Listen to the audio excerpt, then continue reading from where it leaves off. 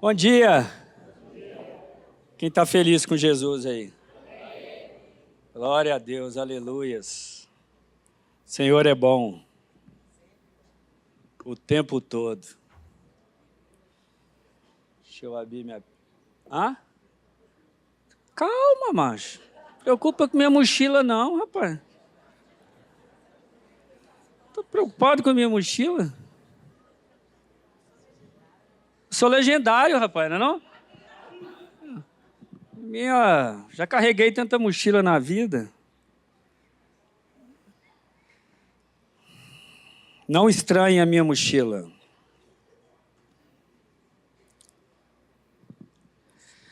Amém? Vocês sabem que eu tenho uma experiência muito ruim com mochila, né? Eu detesto mochila, sério. Tenho uma raiva de mochila, se vocês soubessem. Primeira vez que eu tentei ir no Legendários, que eu fui eliminado, foi por causa da mochila. Mandaram a lista. Segue a lista. Aí teve um abençoado que eu falei, irmão, tem como você me ajudar a fazer a mochila? Ele falou, desfrute o caminho. Quase que eu bato nele. Desfrute o caminho e segue a lista. E eu, Jean, da primeira vez, eu falei, eu tinha a lista lá, né? Eu falei, eu vou pôr uns trenzinhos a mais aqui. Que eu não sou bobo. Já sei como é que é esse negócio de igreja, acampamento, eu vou colocar uns negocinhos a mais aqui. E botei uns negocinhos a mais lá. E eu acho que os negocinhos a mais, junto com outras coisas, não me deixou subir na montanha pela primeira vez. E olha que eu fui persistente. Aquilo eu suava, mochila pesada, e eu olhava para o lado, eis quem estava do meu lado, Pastor Marley. E eu falava, eu não posso perder para o Marley. E fiquei ali perseverante. Eu olhava e o Marley sereno, tranquilo. Ele olhava para mim, me via suando e falava assim, calma, irmão. Calma, irmão. E eu tô calmo. Eu não estou aguentando, mas eu estou calmo. E aí eu fui eliminado. E aí da segunda vez... E aí eu consegui ir, né? Me tornei um legendário fardado. E aí da segunda vez eu levei a mochila correta, com o peso correto, mais ou menos também. Mas eu consegui finalizar a montanha. E agora eu fui, no último agora, para servir. E aí falei, para servir é mais tranquilo, então... eu posso pôr algumas coisas a mais na mochila. E passaram a lista de quem ia servir, o que precisava levar na mochila. Mas o Jean meteu umas coisas a mais na mochila. E pus algumas coisas na mochila e comecei a andar, eu não sabia como é que era. E aí teve a primeira noite. E na primeira noite eu já pensei, o que eu vim fazer aqui de novo? Para que eu invento essas confusões? E aí acordo, sexta-feira, já tinha um que tinha desistido. Eu falei, eu já tenho uma prerrogativa. Já consigo falar que eu não fui o único a ser eliminado servindo. E aí, quando eu saio, quem que é a primeira pessoa que eu encontro? Quem? Pastor Marley sorrindo. Falei, eu não posso perder para o Marley. Eu não posso perder para o Marley de novo. E aí eu fiquei até o final e foi bênção demais. Esse homem é uma bênção, gente. Sempre com esse sorriso, com essa calma, com essa paciência. E eu nessa agitação, eu chego perto dele, dá uma equilibrada, sabe? Dá uma equilibrada. Então ele é o meu estímulo para não desistir das coisas. Essa joelhada aqui já me deu mais força, porque o arranque seu foi meio difícil. Mas glória a Deus. Então eu queria falar hoje para vocês sobre mochilas. E é por isso que eu estou com essa mochila aqui. Muitas vezes eu gosto de pregar com dinâmicas, porque eu acho que vocês, ou pelo menos comigo é assim, a gente acaba lembrando mais, né? Aquilo que é visual, a gente consegue lembrar um pouco mais. A minha filha falou que eu estou trazendo umas palavras muito duras para a igreja. O meu cajado está meio forte demais, sabe? Então eu peço misericórdia da vida de vocês, por aquilo que Deus colocou no meu coração, para que eu pudesse trazer nessa manhã. Eu queria que você abrisse a sua Bíblia no livro de Colossenses, no capítulo 1, e nós vamos ler a partir do versículo 9.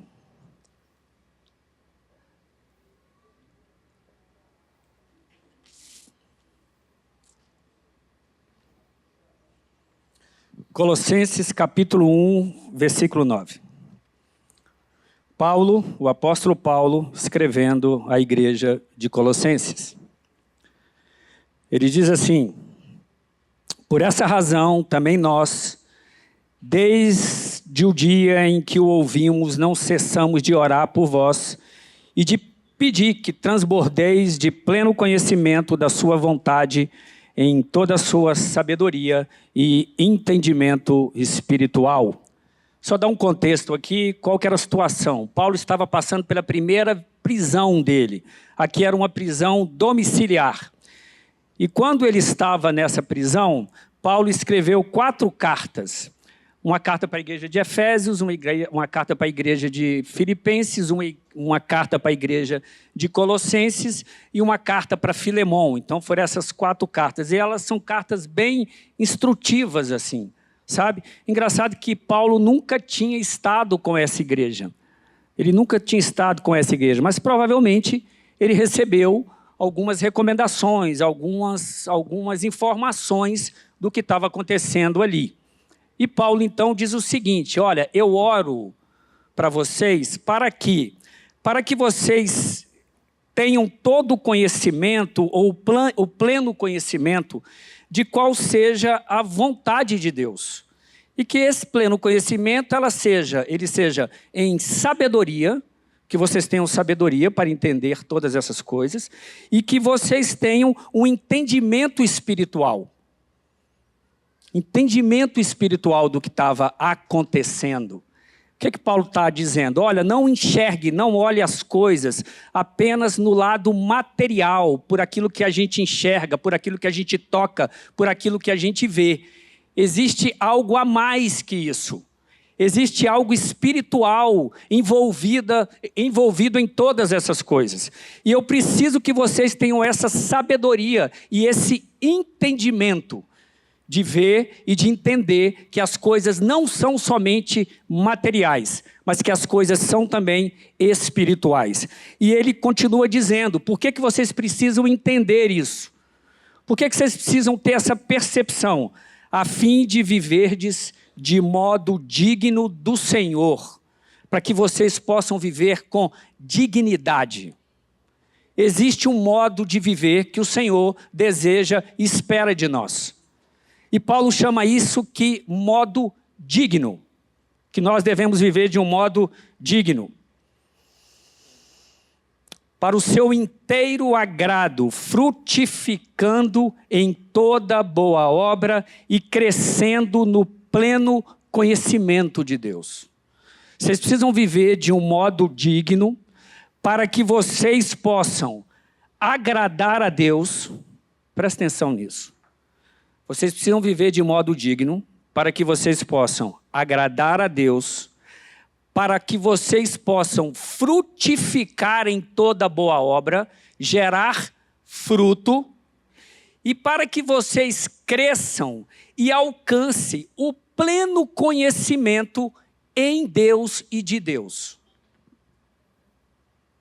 Vocês precisam crescer espiritualmente, vocês precisam agradar a Deus e vocês precisam frutificar. Eu quero dizer uma coisa para vocês. O mundo está farto de discurso e pouca ação. Farto. Nós somos a Bíblia que o nosso vizinho lê. Não se engane. Você pode saber toda a teologia do mundo. Você pode saber tudo acerca de Bíblia. Você pode saber exatamente onde tem cada versículo. Você pode ter o versículo exato para o momento. Mas isso não é tudo. Isso não é tudo. O que o mundo quer ver, o que as pessoas querem ver, é Cristo refletido em mim e o meu exemplo. Eu sou a carta que o meu vizinho lê, eu sou a carta que o motorista do Uber lê, eu sou a carta que o meu médico lê, eu sou a carta que o meu pai e os meus irmãos leem, eu sou a carta que o porteiro do meu prédio lê. Eu sou a vida, a vida do Jean, é o que as pessoas veem. E a gente tem muita palavra, a gente tem muita letra. A igreja tem muita letra e pouca vivência, experiência e pouca geração de obra daquilo que o Senhor tem feito em nossas vidas. A verdade é essa. E aí as pessoas olham e dizem, ué, como assim? No mínimo você é hipócrita, você fala uma coisa e vive outra. E Jesus falou isso muito claro com os fariseus. Vocês são uma raça de víboras, hipócritas. Vocês sabem, falam, mas vocês são incapazes de viver aquilo que vocês pregam. Hipócritas. E ele continua dizendo o seguinte, que nós devemos crescer nesse pleno conhecimento e que nós devemos ser fortalecidos com o poder segundo a força da sua glória, em toda a perseverança, longanimidade, com alegria, dando graças ao Pai. E aí a gente começa a caminhar. E na hora que a gente lê isso aqui, a gente fala, Senhor, eu não sou fortalecido no teu poder. Eu não tenho recebido essa força do teu poder. Eu tenho uma vida espiritual estagnada. Eu não experimento as coisas do Senhor. Eu não experimento aquilo que o Senhor tem disponível para a igreja. Eu falo o seguinte, quando Jesus diz, tudo aquilo que vocês ligarem na terra será ligado nos céus, e o que vocês desligarem na terra será desligado nos céus, o que Jesus está nos dando é um cheque em branco. Ele deu um cheque branco para a igreja e falou, vai lá e saca. Ponto. Bota o valor e saca. E a gente não usa esse poder que foi dado à igreja. Não usa isso. Foi transferido, foi dado um poder para a igreja. E que a gente seja fortalecidos nesse poder. Mas por que a gente não sente isso? Por que a gente não usa isso? Por que a gente não usufrui disso? E ele continua dizendo, vocês devem ser perseverantes e longânimos. Por que nós temos dificuldade em perseverar nas coisas do Senhor? Por que a gente começa e não termina? Por que a gente se coloca em prontidão para servir, mas logo depois a gente desiste? Por que será? Por que será que a gente anda um para trás e na primeira dificuldade para frente, na primeira dificuldade a gente dá 2 passos para trás? Por que tantas vezes a gente pensa em desistir? Por que a gente não persevera? E ele continua dizendo que nós temos que ser longânimos, ter longanimidade, caminhar mais, andar mais, suportar mais, conviver mais com a dificuldade dos irmãos, entender a imaturidade espiritual, entender o tempo de cada um. Ele diz que nós devemos ser assim. E que deve ser feito com alegria, dando sempre graças ao Pai. Porque na maioria das vezes, e quando as dificuldades vêm e elas virão, a gente se abate tão facilmente. Porque a gente não transborda com essa alegria. Porque as pessoas não enxergam essa alegria de Cristo em nós e, pelo contrário, enxerga em nós uma imagem de uma pessoa carrancuda, amarga, revoltada. Por quê? Por que será? Por que a gente não consegue viver essa plenitude que Paulo está dizendo aqui? Porque se fosse algo impossível, irmãos, eu tenho certeza que ele não estava escrevendo e pedindo para que a igreja fosse assim. Eu tenho certeza disso. Paulo está dando uma instrução prática, e quando ele dá uma instrução prática é porque é possível. E se nós não estamos conseguindo, eu quero te dizer 100% das vezes que o problema está comigo e não com o evangelho. Essa é a certeza que eu tenho. Se isso não está acontecendo, a certeza que eu tenho é que está faltando algo em mim. Ou eu estou carregando uma mochila que não me pertence. E dentro dessa mochila tem algumas coisas que ela é incompatível com a natureza divina e para o qual nós fomos chamados. Dentro dessa mochila que nós carregamos, está cheio de coisas que, se a gente não deixar para trás, nós não vamos conseguir alcançar essas coisas. Nós não vamos conseguir ser a carta que o nosso vizinho lê.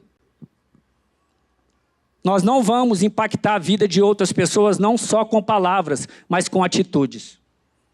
Jesus disse o seguinte: aquele que me ama, ouve as minhas palavras e as pratica, e esse será amado pelo meu Pai.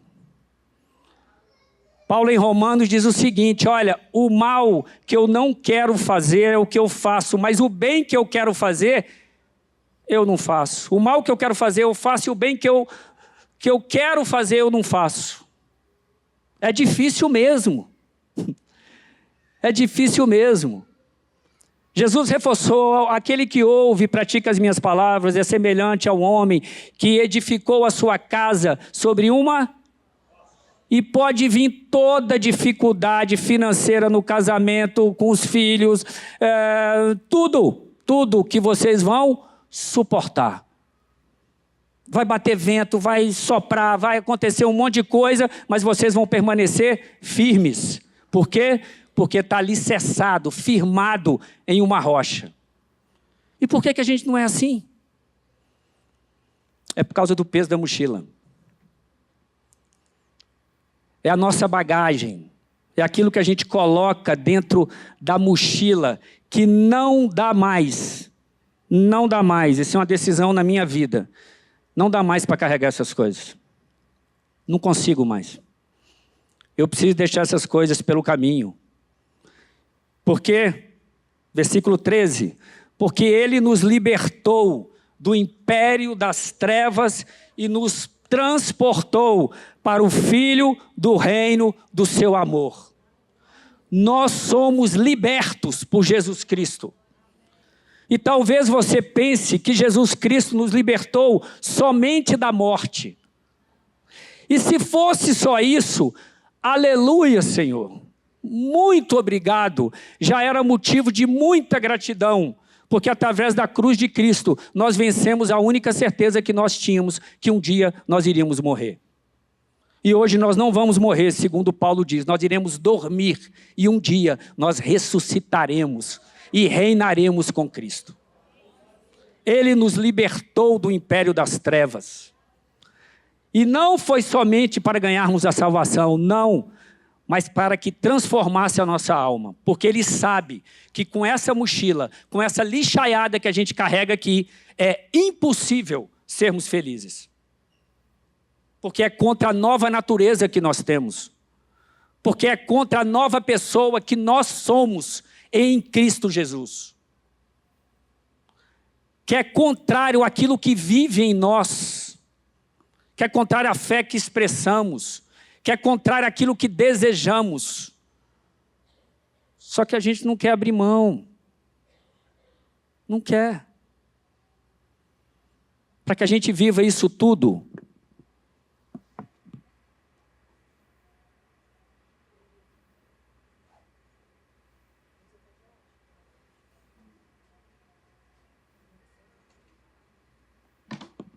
eu preciso esvaziar a mochila de toda essa bagagem, de toda essa sujeira que me impede de ser imagem e semelhança de Cristo. Vamos lá para Colossenses, capítulo 3, versículo 5.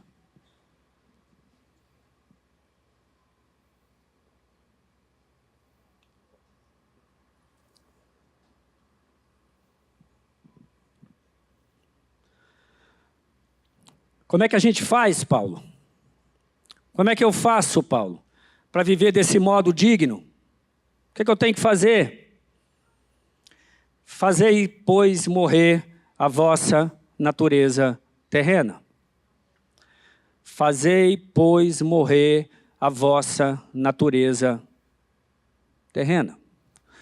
Se você quer vir após mim, tome a sua cruz, negue-se a si mesmo e me siga.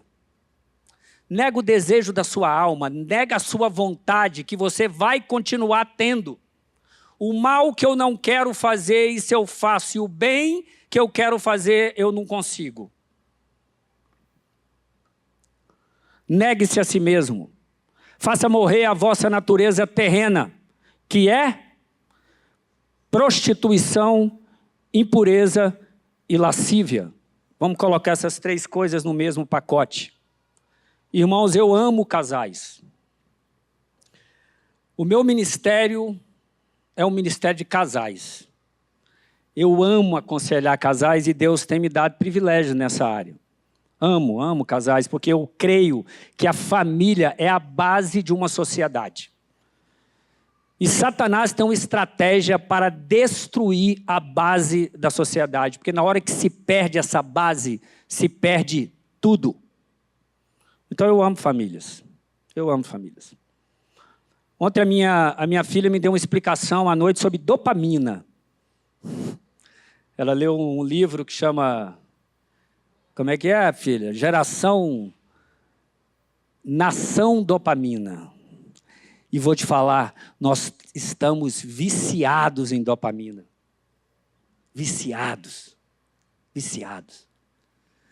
Quando a gente acorda, estou falando de mim mesmo, a primeira coisa que a gente faz é olhar quantas horas são e entra no Instagram e vai passando o bichinho ali, ó, e vai metendo dopamina no cérebro. Só que, segundo esse livro, diz que isso é uma carga de dopamina que o nosso cérebro não está acostumado. E ele afeta todo o nosso dia. Nós não estamos acostumados para isso. É uma carga tão grande que a gente e ela vai lá em cima. E ela usou um exemplo de um soldadinho que vai lá e fala, vamos lá, que a gente tem que combater isso porque a gente precisa equilibrar isso. Só que o soldadinho, como é muito rápido, eles não conseguem se organizar. E aí nós estamos viciados nisso, em dopamina. E sabe o que é mais triste? Que esses Instagrams, essas redes sociais, ela trouxe algo terrível, que é o vício em pornografia. É o estímulo pornográfico sobre a nossa mente. Irmãos, os casais estão tendo problema de relação sexual. E não é só homem, não, é homem e mulher. Porque eles têm tanto estímulo visual e sexual que não procuram a esposa e a esposa não procura o marido. Eu estou falando aqui para adultos. Homens e mulheres viciados em masturbação. Viciados em masturbação. E quero dizer para vocês o seguinte, é duro dentro da igreja. Dentro da igreja. Impureza, lascívia, prostituição. Mas como? É simples, estímulo. É o foco. Eu participo de um grupo de futebol. Começou a chegar nesse grupo um monte de coisa impura. Foto de mulher e umas coisas. Eu falei, tô fora, saí. E aí criaram um outro grupo. Grupo do pastor. Não vou ficar, porque é contra a minha natureza. No meu celular fica aberto, qualquer pessoa pode pegar, meus filhos podem ir lá, entrar em qualquer grupo. Irmãos, eu fico vendo pessoas com uma ginástica para ocultar o WhatsApp celular, que eu falo, meu irmão, para te descobrir, só sou um hacker. É uma ginástica de senha, de sei lá o que, aplicativo, é uma loucura. estímulo. Estímulo. Nós estamos viciados em dopamina. É uma dopamina rápida. Rápida, prazerosa. E aí você vê aqueles casais maravilhosos no Instagram. E você diz, isso é a vida perfeita. Tem uns que postam que eu aconselhei um dia antes. Eu falei, eles mudaram de um dia para o outro, de noite? Não é possível. A mulher queria matar o marido. Eu falei, eu orei, mas não é assim também, não. Queria matar o marido e depois você vê o amor da minha vida, o melhor homem do mundo. Eu falei, meu Deus. E aí a gente vê isso e acha que é verdade. E começa a comparar. E dizer, eu tenho essa praga aqui do meu lado, tem essa aqui do meu lado. Dopamina, vontade, desejo, comparação com a vida do outro, mas incapaz de tomar uma atitude. Até quando, igreja? Até quando? Até quando? Ele diz o seguinte, um desejo maligno, continua dizendo aí, prostituição, impureza, paixão lascívia e um desejo maligno. Uma malignidade no nosso coração. Um desejo que projeta do outro dê errado. Um desejo que o outro se ferre. Um desejo que dê errado. Paulo não está escrevendo para quem está de fora, não, irmão. Paulo está escrevendo para quem está dentro. Paulo está escrevendo para a igreja. Para a igreja. Esse povo era crente. Isso aqui está no começo da igreja. Imagina para Cristo hoje como que é no nosso coração. Imagina para esse povo. Era recente. Eles podiam apalpar os milagres. Eles podiam sentir o cheiro de Cristo ainda. O sangue ainda estava fresco. Os apóstolos estavam lá. E todas as cartas de Paulo a gente vê essa corrupção maligna entrando dentro da igreja. No livro de Coríntios ele diz, olha, tem gente dentre vocês que está possuindo a mulher do próprio pai. Vocês são podres. E eu vejo que essa podridão tem se tornado normalidade no nosso meio.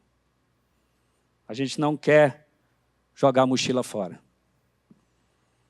E ele continua dizendo, a avareza que é, presta atenção, que é, a avareza que é idolatria.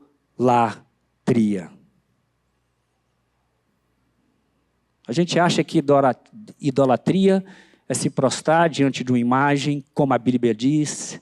E como a gente não faz isso, nós não somos idólatras. Nós não somos idólatras. É o outro que é. Nós não temos um mediador, nós não precisamos jogar nada, carta, búzia, nós não precisamos nada disso. Por quê? Porque a nossa fonte é Jesus, então nós não somos idólatras. Será? Será?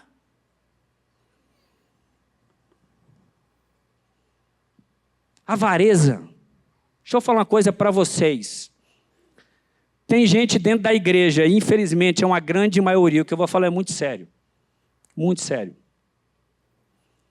Pelo que eu tenho visto, esse número tem aumentado. De pessoas que não entenderam o chamado da cruz. Que não entenderam quem é Cristo. E que vão para as igrejas para fazer networking. Para fazer negócio. Para apenas uma coisa, a avareza, ganhar dinheiro. Acredite em mim. Pode acreditar. As pessoas estão indo para as igrejas para fazer networking. O foco não é Cristo. O foco não é mudança. O foco é ganhar dinheiro. Com uma avareza idólatra.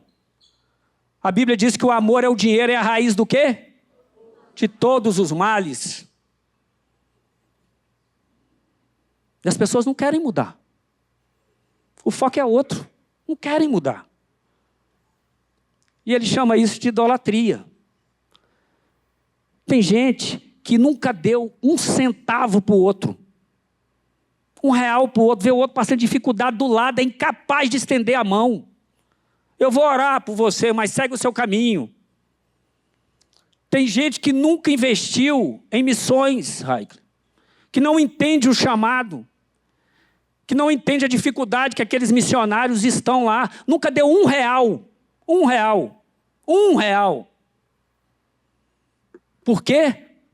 Porque é avarento, porque é idólatra, porque é egoísta, porque só pensa no seu bem-estar, na sua bolsa, no seu carro, no seu apartamento, no seu... sei lá do quê. Tem problema? Não tem problema, mas tem uma medida. E aí cada um tem que sondar o seu coração e entender essas coisas. No versículo 8, ele diz o seguinte: agora, porém, despojai-vos, tira a mochila, igualmente de tudo isso. Ira, isso é lixo. Lixo. Gente, agora entrou na moda o adesivinho do Legendários nos carros. Antes era o peixinho. Nós que somos mais velhos, antes era o peixinho, tá? Antes era o peixinho. O cara com adesivo do Legendários e com peixinho, o cara faz cada coisa no trânsito que eu acho que o cara que está do outro lado, eu vou te chamar para ir para o Legendário, fazer o que é lá, meu irmão, o que o cara está fazendo aqui na minha frente. Pessoa irada, sem controle, não consegue controlar as emoções. E essa ira, quem dera se fosse lá fora. Não é só lá fora, ela está dentro da casa também. É uma ira descontrolada com a esposa, com os filhos, uma pessoa irada. Você não pode dar nem bom dia para bom dia. Bom dia por quê? Você não sabe como é que foi meu dia ontem? Você não sabe como é que vai ser o meu dia hoje? Por que bom dia? Pessoa irada, que no coração dela está a ira. Indignação. Uma pessoa indignada. E aí aqui envolve tantas coisas. A indignação com Deus, daquilo que ela não tem recebido. A indignação por causa da situação dos filhos. A indignação por causa do casamento, que ninguém se esforça para mudar, que as pessoas não estão se esforçando para mudar. A indignação com os filhos, porque que você não cuidou, que você não deu amor, que você não instruiu. E, principalmente, uma indignação dentro da igreja. Porque ninguém me dá nada, porque as pessoas não olham para mim, porque eu chego aqui, o pastor Neif não me dá um sorriso, o pastor Mário não dá um sorriso, o Gustavo não me dá um sorriso, ninguém fala oi para mim, porque eu sou o centro do universo. É o geancentrismo, todo mundo girando em torno de mim. Eu não posso dar nada, os outros que têm que dar para mim. Aí você fica indignado. Fica indignado com essa indignação, maldade, maledicência, dentro da igreja, lixaiada danada. Maledicência, um falando mal do outro, um querendo derrubar o outro, um querendo puxar o tapete do outro. Puxa o tapete, não porque o meu ministério é melhor do que o seu, porque isso, porque a minha igreja, a casa é melhor do que a sua, porque o meu ministério é mais importante do que o seu, porque eu prego mais do que você, porque eu sei orar mais do que você, porque... Isso é maledicência, irmão. Falando mal do outro. Fofoca gospel. Tem fofoca gospel. Ô Cida, você que é do ministério de intercessão, Cida, você tem que orar pela irmã Clécia. Eu vou te contar como é que está a vida da irmã Clécia. Você quer que ore nada, você quer contar. Você não quer orar nada, você não vai nem prestar atenção na oração da Cida. Você quer contar o que aconteceu. A verdade é essa, vamos ser sinceros. Vamos ser sinceros. Para que você quer falar isso? Você quer falar para você reduzir a Clécia. Porque a partir do momento que a Clécia é reduzida, você é exaltado. Sabe por que você faz isso? Por que a gente faz isso? Por causa dessa lixaiada. Que a gente não quer deixar a mochila de fora. Linguagem obscena do vosso falar. Não converte a língua. Outro dia eu fiquei sabendo que o irmão veio aqui, veio numa oração, estava muito bacana, tal, no final ele falou assim, na oração de hoje foi do cá. Você sabe. Como assim? O irmão continua falando palavrão. Da boca dele não sai nada que edifica. Antigamente, em festas de família, eu estava falando para minha esposa isso agora, porque vem aí o Natal, junta os bolinhos, mulher de um lado e homem do outro. Eu já sei o que vai falar. Da turma dos homens é futebol e política. Na turma das mulheres é roupa e filhos. Ou neto, ou genro, vai mudando de direção, de geração. Os papos vão mudando. E aí fica ali a noite inteira falando, e principalmente os que não têm cristão na família, ele vira o agente 007, não fala nada de Cristo, nada, nem explica o que é o Natal, e qual a importância que foi de Cristo. Mas para falar de política e da fofoca, da prima, aí é uma beleza. Da tia, que o vestido não cabe mais nela,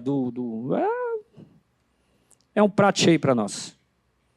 Maledicência no nosso falar. Olha o que Paulo diz, estou finalizando. Despistes do velho homem e se revestistes do novo homem. Cristo nos chamou para ser nova criatura. Ele não nos deu apenas uma salvação, mas Ele nos transformou em um velho homem para que a gente possa nos livrar dessa lixaiada toda. Toda. Essa é a vontade do Senhor. E nós temos aprendido como é fácil. Não é complicado, não. É muito fácil. É muito fácil. Nós precisamos ter 3 tempos. Olha como é simples. Nós precisamos ter 3 tempos. Nós precisamos ter tempo com Deus. Tempo com Deus. Você quer se livrar disso? Você quer se revestir do novo homem? Você quer ser uma nova criatura? Você quer ter poder? Você quer que da sua boca saia poder, flua poder? Você quer pegar esse cheque e descontar? Tempo com Deus. Jesus falou, entra no teu quarto, fecha a porta do teu quarto, e em secreto, ora ao teu pai que te ouve em secreto e ele te responderá. Intimidade com o pai. Tempo com a palavra. Tempo com a palavra. Irmãos, a Bíblia é para ser lida. Eu não sei qual que é a sua profissão. Eu não sei se é médico, se é advogado, se é administrador, se você é engenheiro. Mas eu quero te dizer que tudo que você aprendeu até hoje é lixo perto do conhecimento da Bíblia. A Bíblia é a carta de amor de Deus para com o homem. A Bíblia é aquilo que nos transforma. A Bíblia é aquilo que nos conduz. A Bíblia é aquilo que nos direciona. Se você não tiver amor por esta palavra, você está perdendo a revelação do amor de Cristo para contigo. A revelação de Deus, o amor de Deus expresso em palavras pela sua vida. Tempo com a palavra. E a última coisa é tempo com os irmãos. Por favor, não me deixe sozinho. Não me deixe sozinho. Eu sou uma presa muito fácil. Eu preciso de vocês. Eu preciso da igreja. Eu preciso ser admoestado. Eu preciso ser corrigido. Eu preciso ser animado. Eu preciso que na hora que eu caia, a pessoa me levante e diga, vamos em frente. Eu preciso ser corrigido. Eu preciso de vocês. E eu sempre gosto de fazer uma analogia com a Arca de Noé. Quando a gente vê a Arca de Noé, e lá em casa um dos meus filhos fizeram um aniversário da Arca de Noé. E é lindo a Arca de Noé, né, Clécia? Fica aqueles bichinhos pregados na parede. O leãozinho, a zebrinha, o macaquinho, o elefantezinho. E é lindo. Só que a gente não entende o que foi a Arca de Noé. E a Arca de Noé é a igreja. E eu vou te explicar por que é a igreja. Porque toda aquela beleza que estava ali na Arca de Noé, a gente esquece que Deus mandou Noé colocar um monte de animal ali dentro. Vocês já viram como que o hipopótamo faz as necessidades? Ele faz assim, ó, e espalha para tudo quanto é lado. E Noé e os filhos tinham que limpar de manhã. Imagina um macaco fechado dentro de uma arca. Imagina. O macaco pulava para cá, o macaco pulava para cá, pegava um, jogava no outro, e a confusão. Confusão. E assim a igreja, com um monte de bicho. Cada um de um jeito. Uns são macacos, outros são hipopótamos. Tem uns que são as cobras venenosas, é assim mesmo. Tem de tudo. Tem de tudo dentro da igreja. Só que é o seguinte, é melhor você estar aqui dentro, com esse tanto de bicho, do que estar lá fora. Porque lá fora é glup, glup, glup, glup, glup, glup. É morte. É morte. O melhor lugar para você estar é aqui. Apesar de todas as nossas dificuldades. Não tem jeito. Nós temos que continuar seguindo o caminho. Nós temos que continuar com a nossa mochila. E Paulo diz que para a gente continuar com essa mochila, a gente precisa do fruto do Espírito. Paz, amor, longanimidade, bondade, mansidão, domínio próprio. E fidelidade. Porque sem essas coisas, nós não vamos conseguir suportar os dias difíceis. Paulo disse, eu tudo posso naquele que me fortalece, porque ele estava cheio do Espírito. Que Deus abençoe e os guarde, que a mão do Senhor esteja sobre as vossas vidas, em nome de Jesus.